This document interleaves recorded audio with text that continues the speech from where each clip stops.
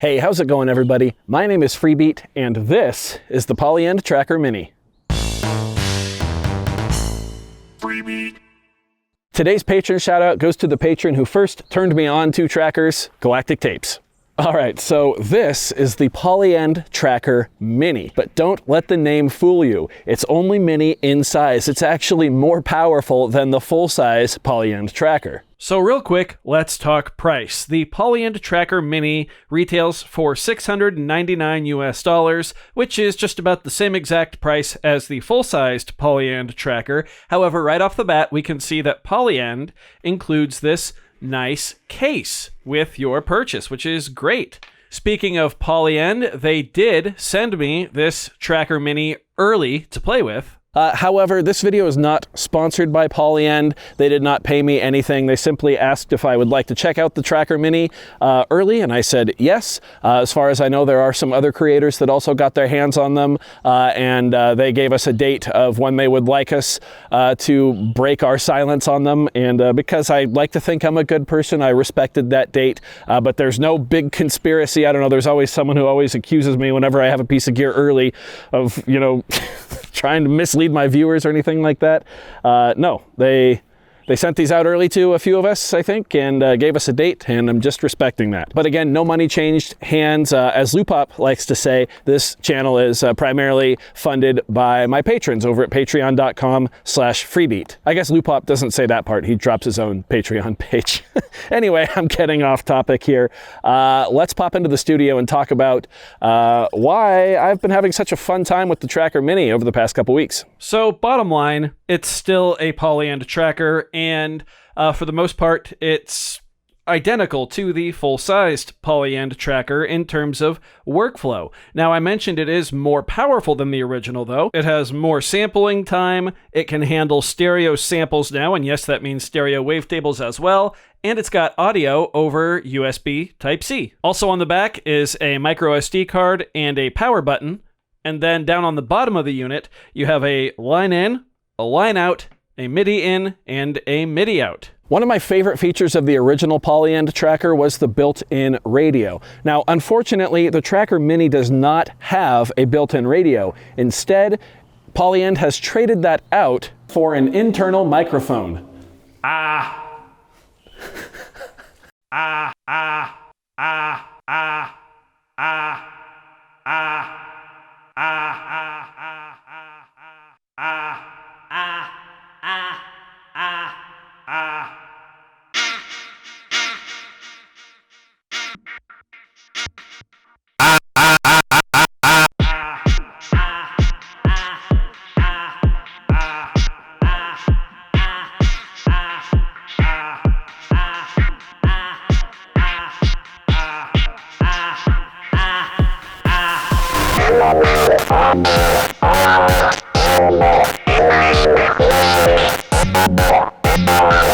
This makes it a lot easier to take on the go because, of course, you can simply sample the world around you into this little onboard microphone. Don't worry, though, it still has a traditional line in. The biggest difference between the Tracker Mini and the original tracker, well, of course, it's the size difference between the two units, but the Tracker Mini has an internal rechargeable battery, meaning you can take this wherever. The screen does get bright enough to see outdoors. I really didn't have any issues with it. Now, I've mentioned before that the full-size Polyend tracker is basically my favorite groovebox that I've tried so far, and, well, the Tracker Mini has indeed replaced that.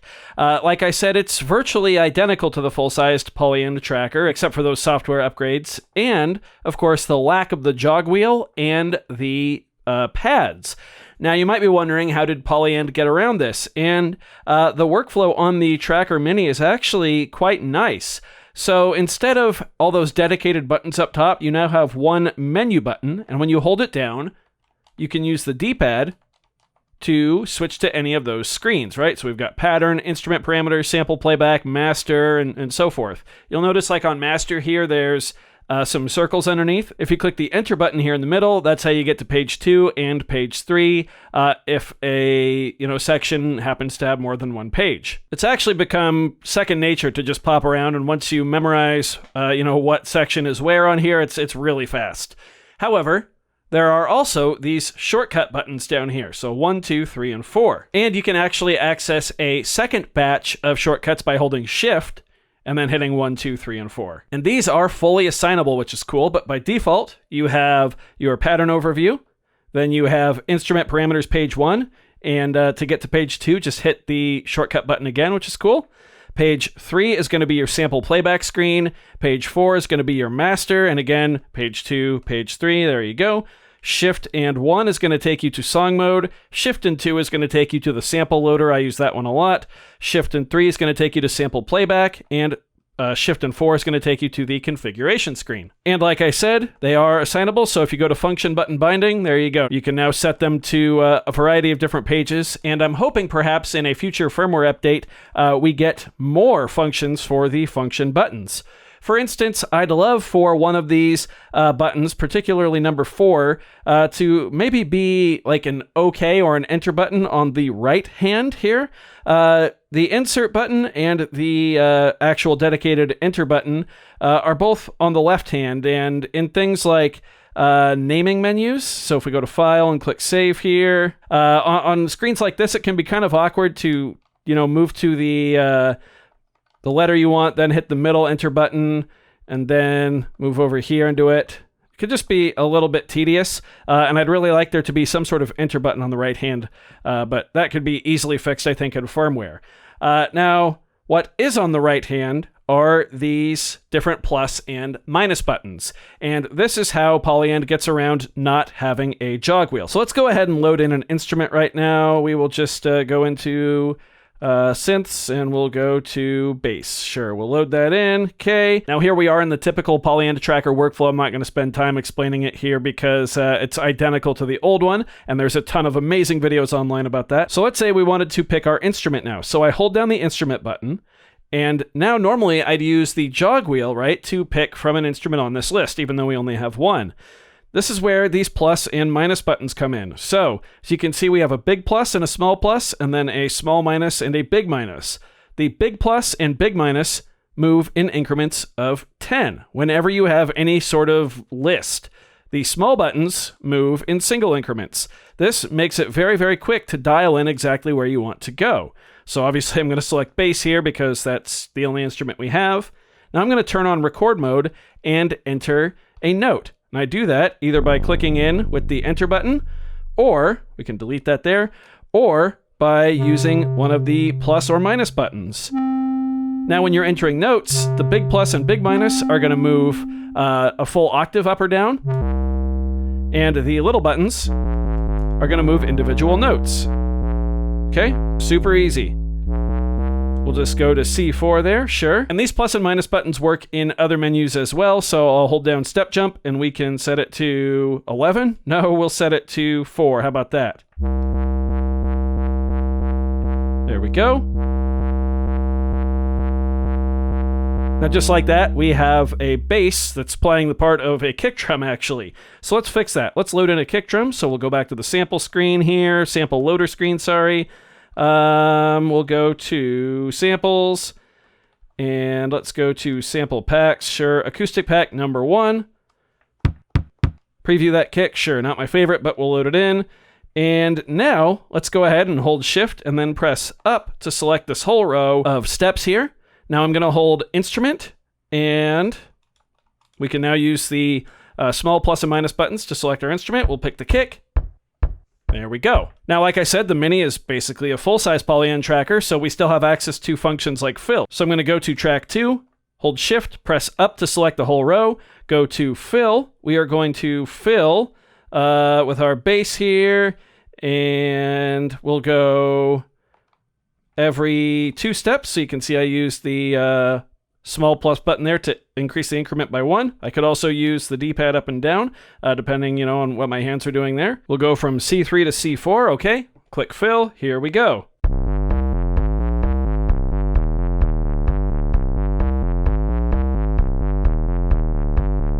Cool, let's edit our instrument parameters. That's on page 2 here, or shortcut button 2.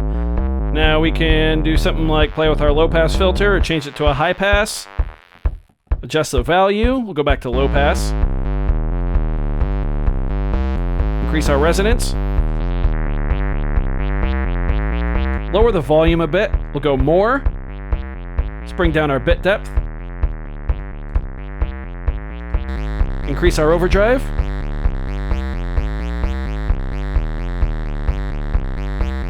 There we go, just like that, we've got a little bass line and a kick drum going. So as you can see, the workflow itself really hasn't changed. It's just how you interact with the device itself that has. And once you get a handle on the controls, it's very, very fast. It really only took me a day or two to wrap my head around how everything works. If you're familiar with the full-sized Polyend Tracker, you can see we've got our effects 1 and our effects 2 right here. Those work the same exact way. It really does start to feel familiar if you've used the big tracker, and if you haven't, then it's going to be very, very fast to pick up. And what's nice is all of the tutorials that are available for the original tracker will apply to the Mini pretty easily once you remember to hold down Menu to navigate those, dedicated section buttons up top on the old unit. Once you remember to do that, and once you have your shortcut keys bound the way you want them, and once you've memorized where all those bindings go, you're going to be flying around this thing. I promise. It is really that fast. I also like that we have a permanent battery indicator up top here on the right hand side, just so you are never in the dark about how much battery you actually have left. Another thing that's nice is the Tracker Mini is fully compatible with projects from the full-sized Polyend Tracker. So just with a very simple SD card copy and paste, I was able to take my original track back to me off of my full-sized Polyend Tracker, put it into the Mini, and everything from the samples to song mode carried over perfectly. Let's take off at pattern 4 here.